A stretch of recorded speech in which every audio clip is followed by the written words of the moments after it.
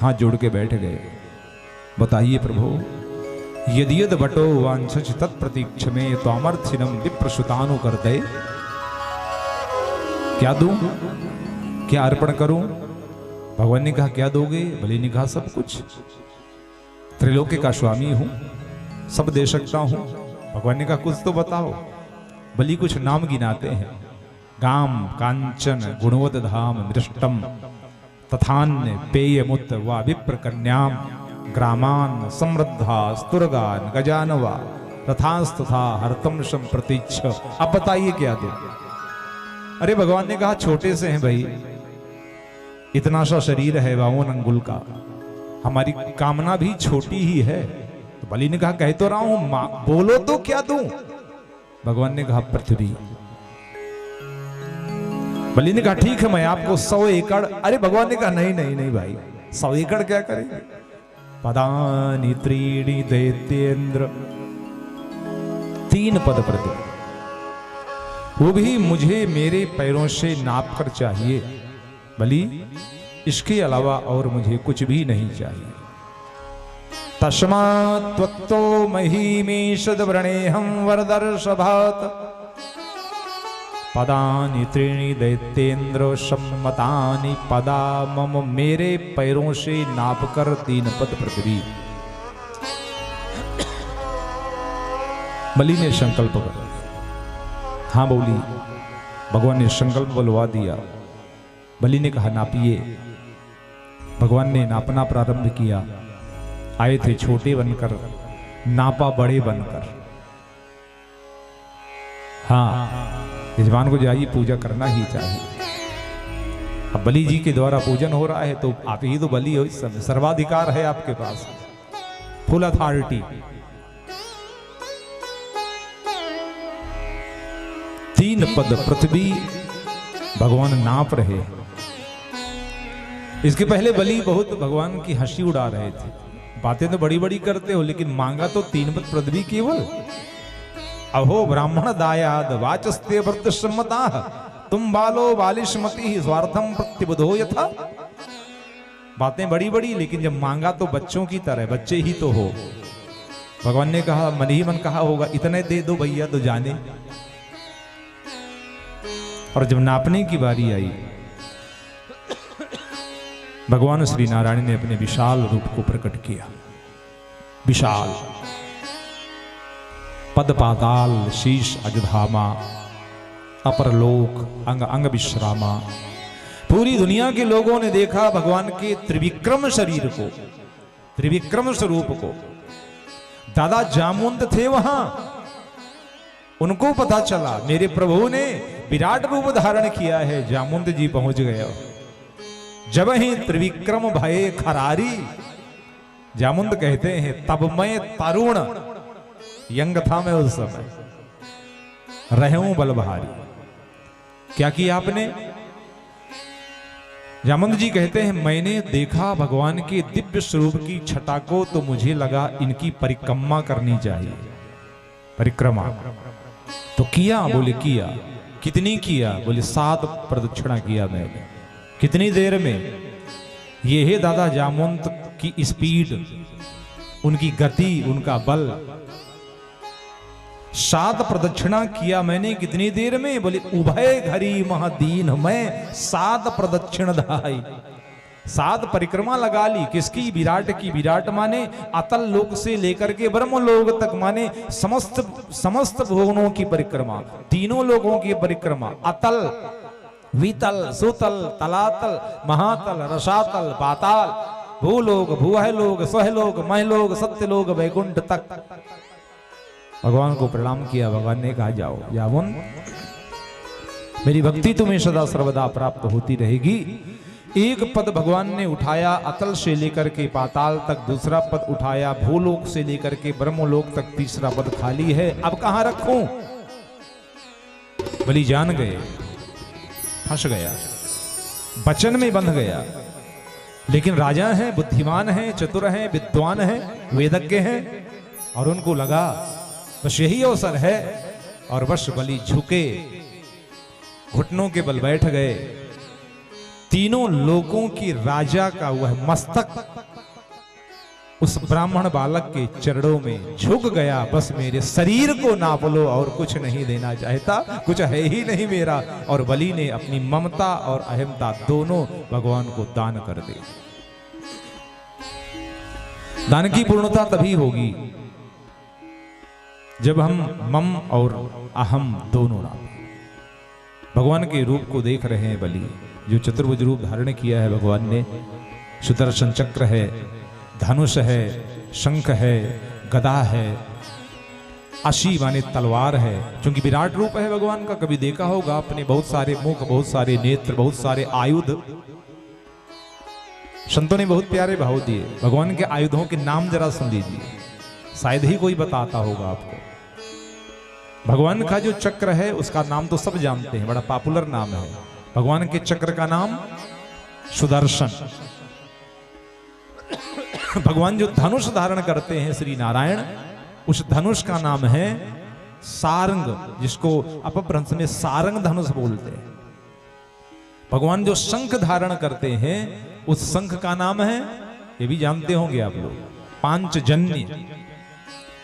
भगवान की जो गदा है उस गदा का नाम कौमोदकी, कौमोदकी गदा।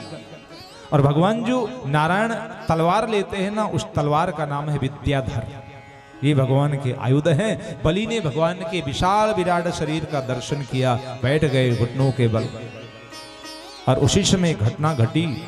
भगवान ने जब दूसरा चरण रखा भूलोक से लेकर के ब्रह्मांड ब्रह्मलोक तक, तो भगवान के दक्षिण चरण के अंगुष्ठ के नख से, भगवान के अंगूठे का जो नाखून था वो ब्रह्मलोक के ब्रह्मांड कटाह से जाकर के टकराया।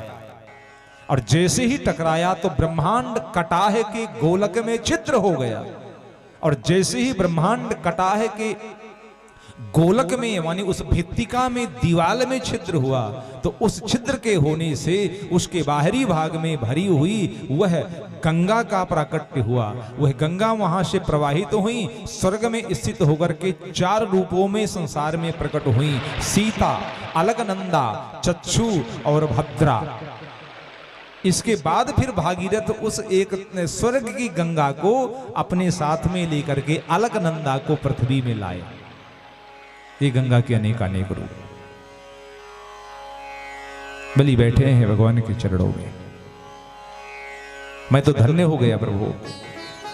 अब भगवान को लगा बलि की परीक्षा लेना चाहिए, ये मेरा भक्त बनने लायक है कि नहीं। और भगवान ने उस समय बलि को अपमानजनक शब्दों का प्रयोग किया। सुनिएगा जरा, बिल्कुल अलग से कथा। भगवान ने गरुड़ को आदेश दिया, इसको बंधवा दो। और बलि को भगवान ने वरुण पास में बांध करके डाल दिया। बंदी हो जाओ कह करके नहीं दे पाए, मूर्ख कहीं के। तुम्हें जरा भी लज्जा नहीं लगी इतने बड़े राजा हो करके, और अपने दिए हुए दान की संकल्प की स्थिति को पूर्ण नहीं कर पाए। बहुत सारे अपशब्दों का प्रयोग किया, लेकिन वाह रे बलि भक्त, हाथ जोड़ा, ब्राह्मण जो है तुम्हारे सामने है, नहीं दे पाया तो अपराध है। अब शब्द कहो, मुझे प्रताड़ित करो, तुम्हारे चरण भी मुझे स्वीकार हैं। एक शब्द बलि ने भगवान के विरोध में नहीं कहा। यह है ब्रह्मण्यता। जिसको मानते हैं तो फिर मानते हैं, फिर तो मानना ही है। कुछ भी कहता है वो, उस बात को हमें स्वीकार नहीं करना। बलि अडिग रहे। उनके जो अनुचर थे वो जरूर गुस्से में आए। बलि ने कहा नहीं, मेरे द्वार में आया हुआ ब्राह्मण है, ये कुछ भी कहे मुझे सब स्वीकार है, तुम लोग चुप बैठना। अब भगवान प्रसन्न हुए, मुस्काए, बलि हम तो तुम्हारी परीक्षा ले रहे थे। वत्स आजगाम कुरुश्रेष्ठ राका पद्रियोत्थितः। बेटा, एक बच्चा एक बूढ़े को बेटा बोल रहा है, और क्यों नहीं बोले। वो एक सांसारिक पिता है कुछ एकाध बच्चों का, लेकिन वो जो बच्चा बैठा है ना, वो तो जगत पिता है, पूरे विश्व ब्रह्मांड का पिता है। हे वत्स बलि, हम अपनी भक्ति का एक प्रसंग तुमको बताते हैं, बताइए। और भगवान कहते हैं, बलि मैं जिस पर कृपा करता हूं मैं पहले उसका धन बल छीन करके उसको देखता हूं वो मुझ पर कितना समर्पित है, मैं उसकी परीक्षा लेता हूं। बलि यही किया था मैंने, तुम्हारा धन बल छीन करके मैंने तुमको परीक्षा लिया, तुम मेरे सहज भक्त होने लायक हो कि नहीं। बलि ने कहा तो क्या पाया, परीक्षा हो गई? बोले हो गई। तो बताइए मैं पास हुआ कि फेल? बलि ने अंक पत्र निकाला भगवान ने और उसमें नीचे परीक्षा फल लिख दिया। बलि 100 अंकों के प्रश्न पत्र में तुम्हारे 100 के 100 नंबर आए हैं, तुम पूर्णतया उत्तीर्ण हो गए। बलि प्रसन्न हो गए, चलो सब कुछ दे करके कुछ तो पाया। और इस तरह से भगवान ने बलि को सुतल लोक में भेजा, वहां रहो, वहां निवास करना। बलि स्वर्ग में तुम्हारा निवास नहीं होगा, सुतल लोक में तुमको जाना होगा। बलि ने कहा तेरी रजा में मेरी रजा है, जो आप कहेंगे मुझे वही स्वीकार है। ब्रह्मलोक में भेजेंगे वहां चला जाऊंगा, सुतल लोक में भेजेंगे वहां चला जाऊंगा। भगवान ने कहा तो आदेश है, सुतल लोक में जाओ, वहां रहना। और बलि ने अपने प्रियतम के आदेश को सिरोधार्य करते हुए अपना राजपाट वैभव सब छोड़ करके सुतल लोक में चले गए, रहने के लिए पहुंच गए। और जब पीछे मुड़ करके देखा तो भगवान चले आ रहे हैं पीछे। अरे क्या हुआ सरकार? बोले बलि बस यही तो मेरी कमजोरी है, अपने भक्त की परीक्षा लेता हूं, उसको कष्ट देता हूं, उसको पीड़ा देता हूं, लेकिन अपने भक्त को छोड़ करके नहीं रह पाता, इसलिए मैं भी स्वर्ग छोड़ करके तुम्हारे पीछे चला आया। तू जहां रहेगा मैं वहीं रहूंगा।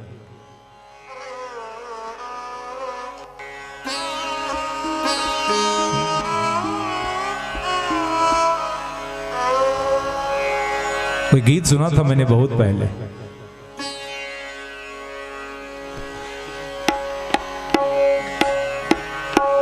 तू जहां जहां रहेगा मेरा साया साथ होगा।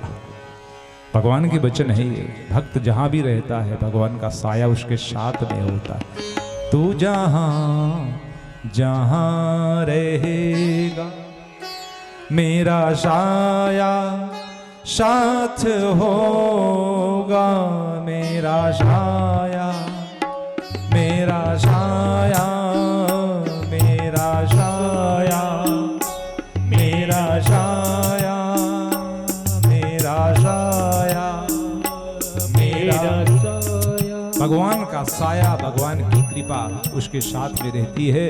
बलि के साथ में भगवान रहने लगे, उसके मित्र बन करके नहीं, उसके स्वामी बन करके नहीं, बल्कि बलि के नौकर बन करके भगवान द्वारपाल बन करके बलि के यहाँ बलि के द्वार की चौकीदारी करने लगे। बलि ने कहा प्रभु ये क्या है? भगवान ने कहा मेरी आदत है, मेरे लिए जो समर्पित करता है उसकी समस्त रक्षा का भार मेरे ऊपर होता है।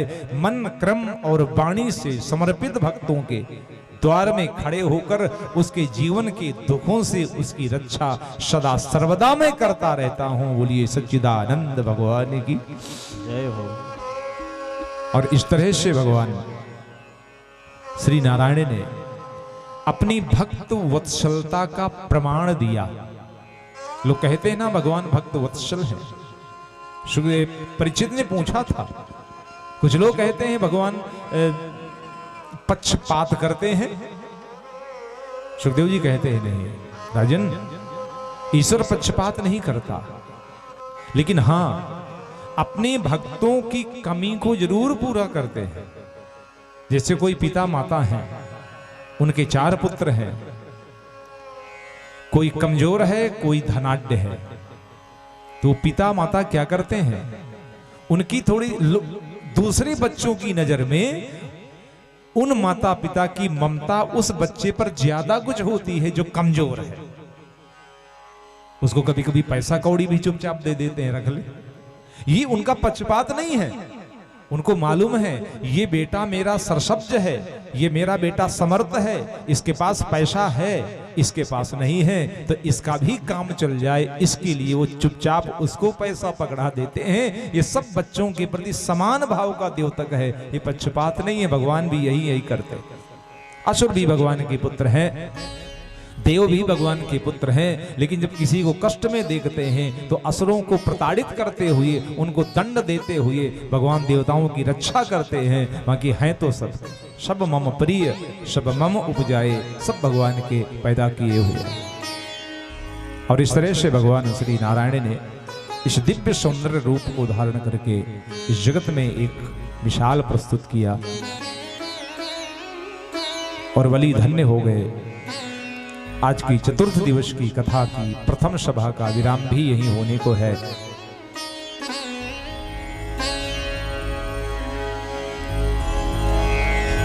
वामन भगवान अभी भ्रमण ही कर रहे हैं, चलो करने दो। जब तक भ्रमण करते हैं तब तक एक सुंदर सा प्यारा सा गीत हमारे कलाकारों के द्वारा हो जाएगा। सूर्य वंश की कथा, चंद्र वंश की कथा, निमि वंश की कथा, इक्ष्वाकु वंश की कथा, रघु वंश की कथा, इन्हीं चरित्रों में भगवान श्री राम का भी चरित्र आप श्रवण करेंगे। चंद्रवंश के चरित्र में भगवान कृष्ण के चरित्र को भी आप श्रवण करेंगे। माता सीता के वंश की भी कथा का आप चरित्र श्रवण करेंगे। इन तमाम सुंदर सुंदर कथाओं को आप श्रवण करेंगे। तो पधारिए, भगवान कृष्ण का जन्मोत्सव मनाया जाएगा। और विश्वास न हो तो देखना कि आपको कृष्ण कन्हैया लाल खेलते मिलेंगे। यहाँ अब खेलते मिलेंगे कि रोते मिलेंगे। अब वो तो बच्चा है तो रोएगा भी, खेलेगा भी, जो भी करेगा। तो आप सबका आवाहन है, आप सबका निमंत्रण है नंद उत्सव में शामिल होने के लिए। आप देखिएगा गौर से, उस समय संध्या काल में ये जो मैदान है ना, ये जो क्षेत्र है, ये बम्हनी का क्षेत्र नहीं नजर आएगा। उस समय लगेगा सच में हम इस समय गोकुल में हैं, बिल्कुल गोकुल जैसा नजारा होगा।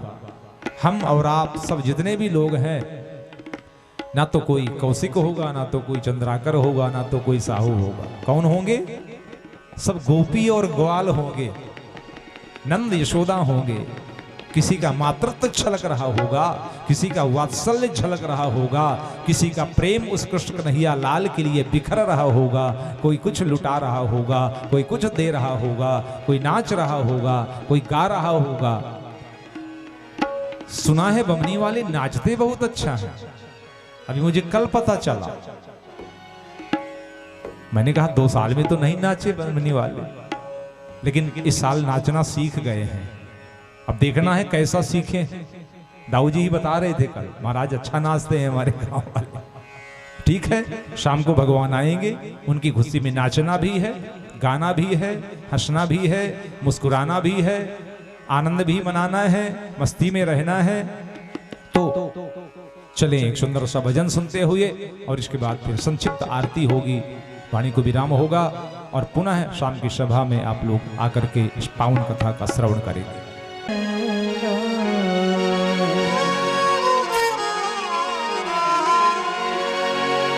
आइए 2 पंक्तियां बड़े सुंदर भजन की आप लोग श्रवण करें।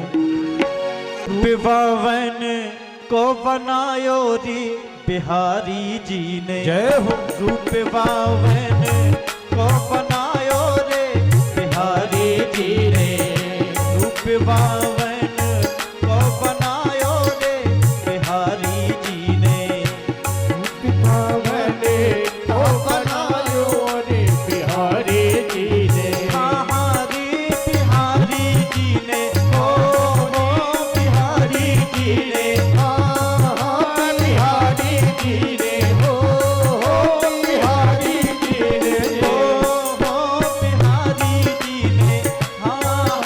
बिहारी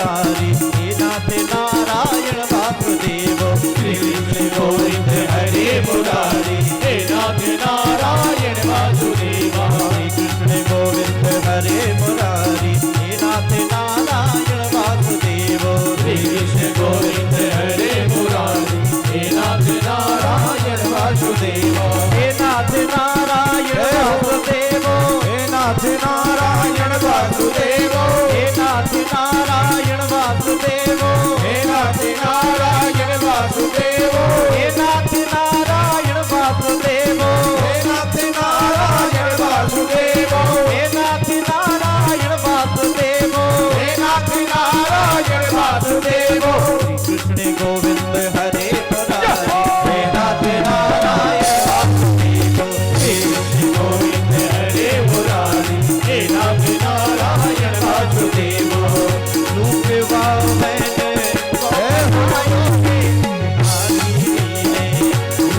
वामन को बनायो रे बिहारी जी ने रूप वामन को बनायो रे बिहारी जी ने रूप वामन को बनायो रे बिहारी जी ने बनायो रे बिहारी जी ने बनायो रे बिहारी जी ने बनायो रे बिहारी जी। समस्त समस्त ब्रह्मांडों में व्याप्त वह ईश्वर अपने भक्त के लिए छोटा बन करके आता है। कथा का बस एक ही तात्पर्य है, रहस्य है। भगवान और भगवान श्री नारायण लघु वामन बन करके आज देवताओं का राज्य भी वापस करवाते हैं और बलि के दास भी बन जाते हैं। सबकी मुक्ति होती है। इस तरह से इस कथा का विराम सब लोग खड़े हो करके भगवान की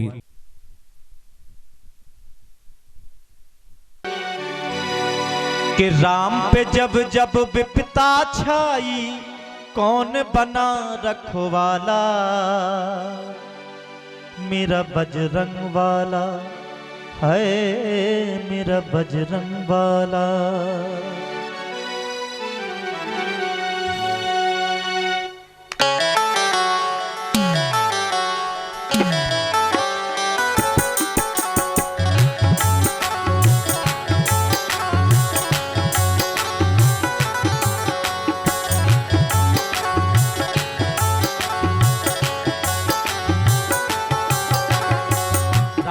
जब जब विपता छाई कौन बना रखवाला राम पे जब जब विपता छाई कौन बना रखवाला मेरा बजरंग वाला है मेरा बजरंग वाला हो मेरा बजरंग वाला हो मेरा बजरंग वाला। मात सिया को राम प्रभु से को राम प्रभु से कौन मिलाने वाला मेरा बजरंग वाला है मेरा बजरंग वाला ओ मेरा बजरंग वाला है मेरा बजरंग वाला।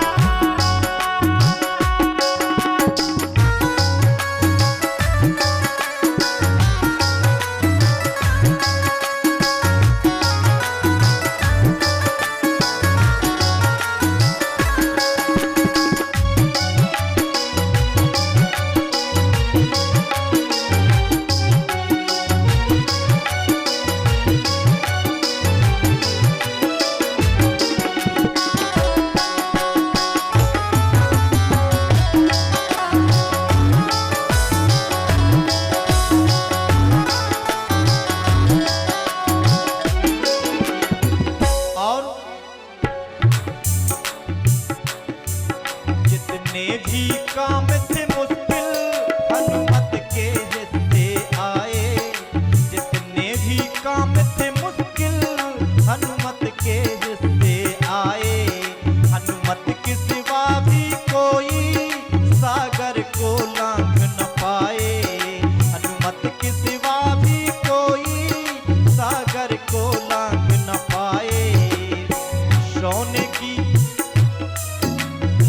रावण की सोने की लंका कौन जलाने वाला, रावण की सोने की लंका कौन जलाने वाला, मेरा बजरंग वाला है, मेरा बजरंग